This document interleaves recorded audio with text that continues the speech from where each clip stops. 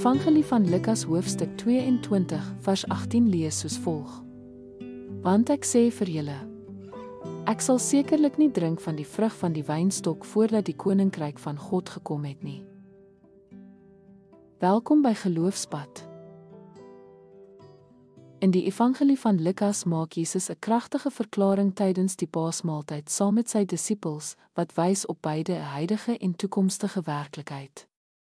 Jesus is besig om die Pasgamaaltyd oor te skakel van 'n ou tradisie van herinnering na die totstandkoming van 'n nuwe verbond deur sy liggaam en bloed. Die beker wyn wat heiligmaking en die vrug van die wingerdstok verteenwoordig, word 'n simbool van Jesus se offer en die belofte van wat kom. Op hierdie oomblik vestig Jesus die aandag op die koninkryk van God. Hierdie koninkryk is nie net 'n toekomstige gebeurtenis wat ten volle verwesenlik sal word by sy wederkoms nie, maar ook 'n huidige werklikheid vir diegene wat hulle vandag in hul lewens aan sy heerskappy onderwerp.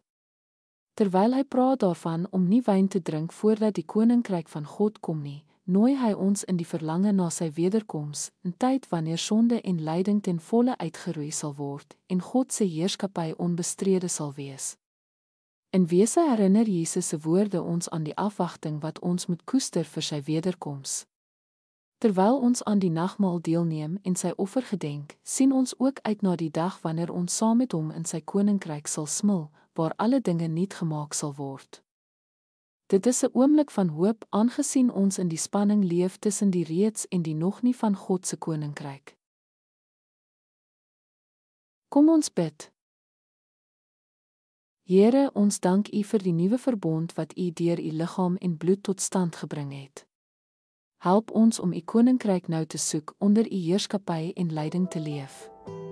En terwyl ons aan U offer dink, gee ons hoop vir die dag wanneer U in heerlikheid sal terugkeer om U koninkryk vir ewig te vestig. In Jesus se naam, amen.